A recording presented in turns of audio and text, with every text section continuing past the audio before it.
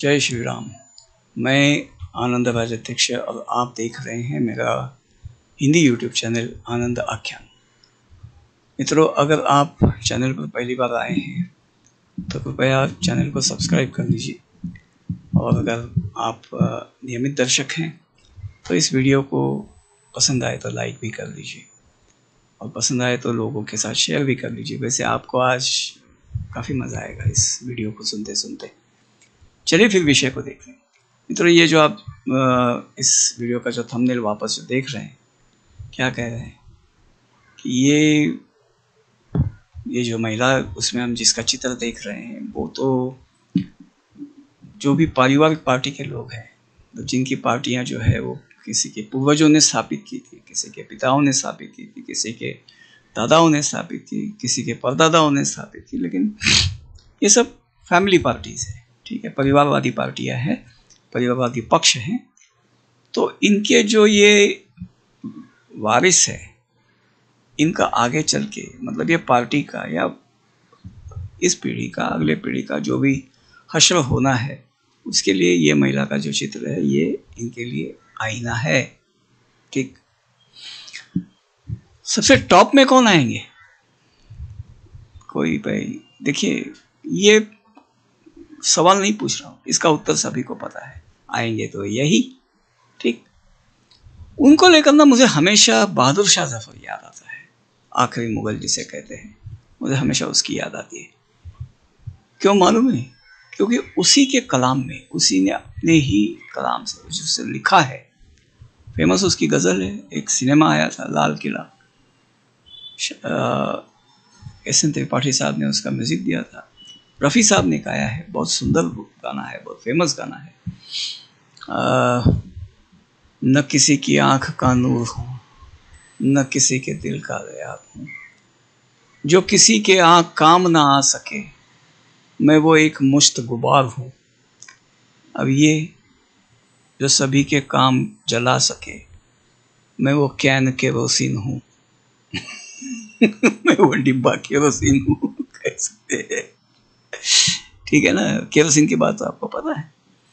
तो वैसे इनकी बात छोड़िए, वैसे क्या है जानते हैं, बहादुर शाह जफर नहीं, एक और बात उसी गज़ल में है कि मेरा रंग रूप बिगड़ गया। वो तो आप देख रहे हैं, उनकी जवानी की तस्वीर है ये अभी जो दिख रहे हैं, नमूना। मेरा यार मुझसे बिछड़ गया, वो तो बिछड़ते रहते हैं। अभी ज्योतिरादित्य वगैरह जैसे कई सारे जो एक समय में उनके जिगरी थे, आज अलग है। और इनके लिए तो क्या है ना, मैं एक अपनी लाइन छोड़ता हूँ बस उसी स्टाइल में।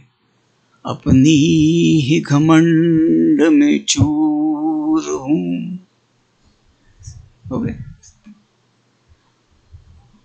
भाई। घमंड की अफीम जब दिमाग पे चढ़ जाती है, ये सब होता है।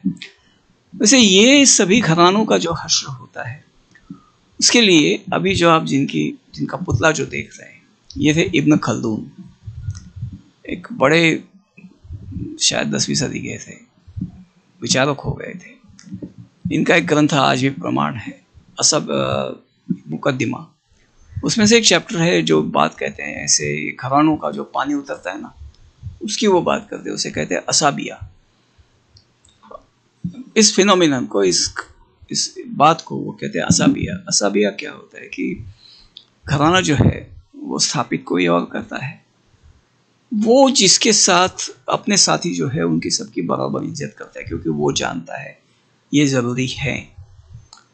फिर उसके बेटे जो आते हैं, तो चाचा लोग अगर जिंदा है तो उनकी इज्जत करते हैं, लेकिन भाई लोग जो है, मतलब चचेरे भाई या चाचा लोग के बेटे, चाचा मतलब ठीक है भाई, पिता के मित्र है तो उनको चाचा ही कहा जाता है। तो उनके जो चचेरे भाई जो है उनकी, लेकिन इज्जत का ग्राफ थोड़ा उतरने लगता है। ठीक, फिर उसके बाद की पीढ़ी जो आती है वो तो इज्जत करना और कम कर देते हैं।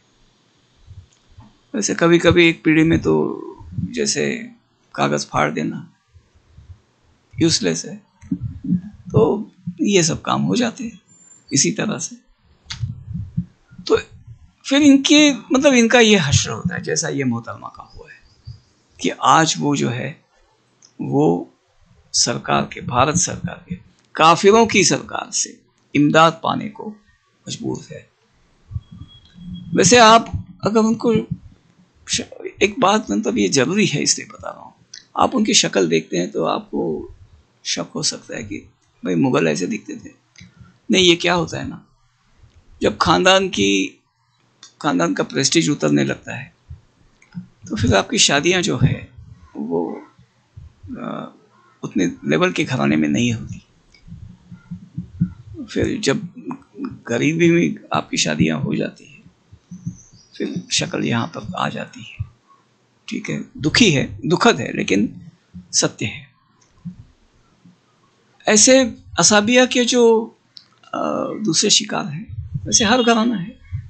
लाल टोपी है, फिर दक्षिण के जो एक मच्छर थे वो है, फिर महाराष्ट्र के तो सूर्य है, आदित्य नाम है, वो है।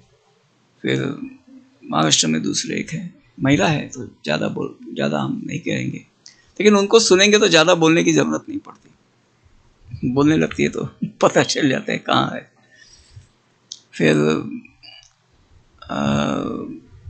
उमर अब्दुल्ला है, तो उनके पिता जो थे, मतलब ये सही है। असाबिया का आपको बिल्कुल भजनलाल, मतलब भजनलाल नहीं, वो जो दूसरे थे, भजनलाल की भी फैमिली है। बंसीलाल तो कौन है उनके आज पता नहीं।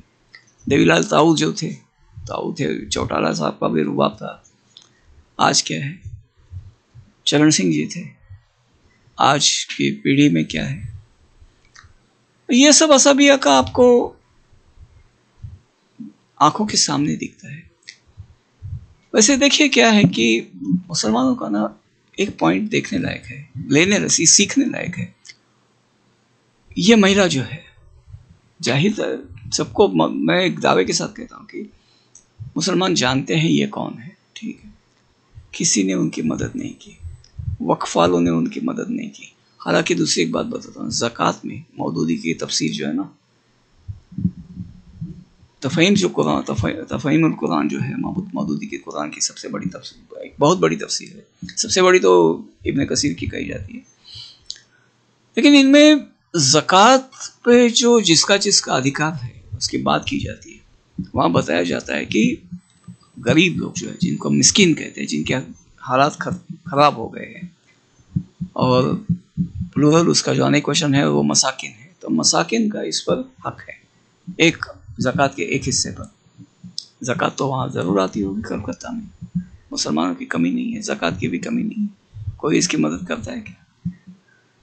नहीं। तो आप समझ जाइए, मतलब बड़े प्रैक्टिकल लोग हैं, जो आपके काम, जो उनके काम नहीं आ सकता ना, उसको वो भूल जाते हैं भाई कि वो कौन था। ठीक, बाकी भी जो घराने सत्ता पे थे, मतलब केवल मुगल नहीं, बाकी भी जो सुल्तनतें आ गई, सबके वंशज कौन है, कहाँ है ना, इनको बराबर पता होगा। आपको बताएंगे नहीं, इनको पता होगा। क्योंकि, लेकिन आपको बताएंगे नहीं क्यों? क्योंकि वो आज इनके काम नहीं आ रहे।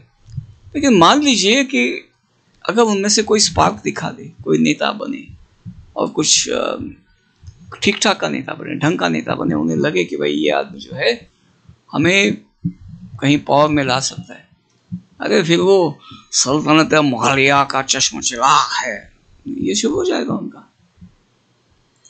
तो ये बड़े ही प्रैक्टिकल लोग हैं। काम का है, उसको कंधे पे बिठा लेंगे, उठा देंगे, और काम खत्म हो गया तो कंधे पे अर्थी भी ले जाएंगे। ठीक है, मुंह में खाक डालेंगे, वो चढ़ता सूरज धीरे धीरे ढलता है, ढल जाएगा। वही उनके साथ साक्षात है। ठीक, तो उनसे बहुत ज़्यादा दिल लगाने की ज़रूरत नहीं। लेकिन ये बात हमें सीखने की है। हमारे यहाँ क्या है ना, जो भी राजा रजवाड़े हो गए थे, हम आज उनके वंशजों को ढूंढ निकालते हैं। अरे ये तो इनके वंशज है, हम अभागे हैं, हम जानते ही नहीं कि ये हमारे बीच रह गए, हमें मालूम ही नहीं, हम ऐसे अभागे। क्या करोगे आज? क्या वो काम आ रहे? जीने दो उनको, उनके अपनी जिंदगी। तुम्हें ही, मतलब क्या है कि तुम्हें ही उनको स्थापित करके उनके पुजारी बनने का शौक चढ़ गया है, बाकी क्या है? अगर उनमें वो स्पार्क है, दिखाई देगा। ठीक है ना, प्रैक्टिकल बनो भाई। मुझे इतना ही कहना है। और कार्यकर्ताओं को क्या सीखे, तो यही बात सीखनी है कि ये सभी घराने हैं। देखिए, आप किसी को अगर कोई परिवारवादी नेता है, अगर आप उसके साथ जुड़ गए तो आप तो दरी उठाने बिछाने के ही काम रहेंगे। आप अपनी देखिए, उस नेता को, मतलब वो अपने बेटे को अगर बिठा रहा है तो क्या आपको ऐसे पक्ष में जाना चाहिए?